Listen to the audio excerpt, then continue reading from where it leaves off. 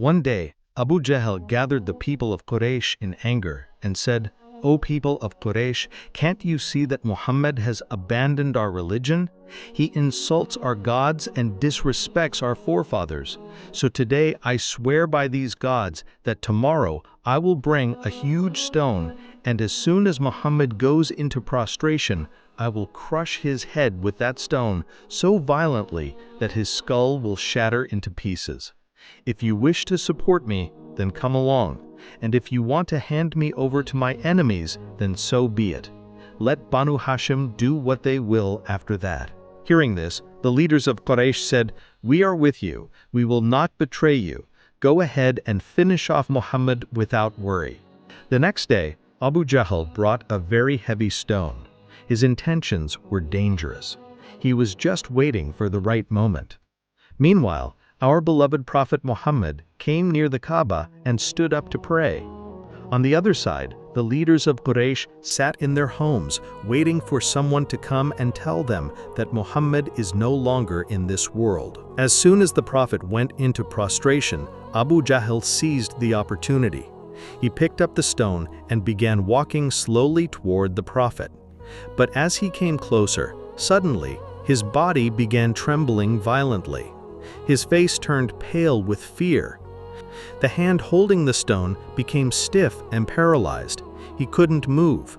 Terrified, he ran in the opposite direction and stood far away. The Quraysh leaders, shocked, ran to him and asked, "Abu Jahl, what happened? Why did you come back?" Abu Jahl, trembling, replied, "As I approached Muhammad, a massive camel appeared in front of me. I've never seen such a terrifying beast in my life. It looked like if I took one more step forward, it would crush me to death." A few days later, the companions of the Prophet asked him about the incident. The Prophet replied, "That camel was actually Angel Jibril. If Abu Jahl had taken even one more step, Jibril would have destroyed him on the spot." One day, the Prophet's companion Hazrat Abbas was sitting in Masjid al-Haram. At that moment, Abu Jahl arrived, furious, and said, "I swear by Allah, if I see Muhammad prostrating, I will cut off his head from his body." Hazrat Abbas immediately rushed to the Prophet and informed him about what Abu Jahl had said. Upon hearing this, the Prophet stood up and went directly to Masjid al-Haram. When he reached, he began reciting verses from Surah Al-Alaq.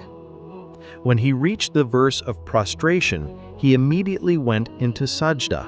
Meanwhile, someone told Abu Jahl, "Muhammad is prostrating right now." Hearing this, Abu Jahl was filled with rage and ran toward the Prophet. He came very close, but just as he was about to reach him, suddenly he turned around and fled in fear. His companions asked in surprise, "Abu Jahl, what happened? Why did you come back?" His condition was strange. He was trembling uncontrollably. In a shaking voice, he said, "Don't you see what I saw?" They asked, "What did you see?" Abu Jahl replied, "I saw a terrifying ball of fire coming toward me. It was so horrifying I felt it would burn me to ashes." Subhanallah. See how Allah protected His beloved Prophet. One day, Abu Jahl came to the Prophet and closed both his fists.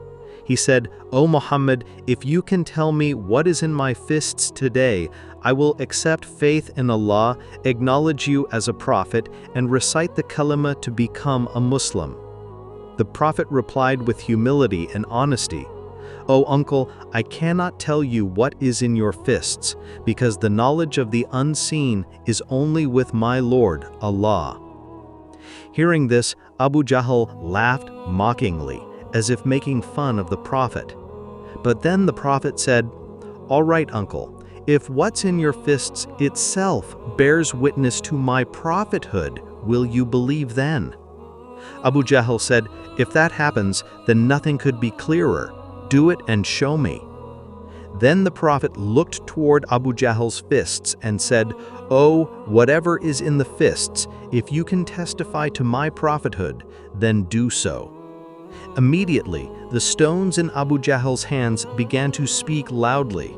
They started proclaiming, O Messenger of Allah, you are indeed the true prophet. You are the one sent by Allah. There is no doubt about it. Subhanallah. What a miraculous scene. The stones in Abu Jahl's hands were reciting durood and testifying to the prophethood of Muhammad right before his eyes.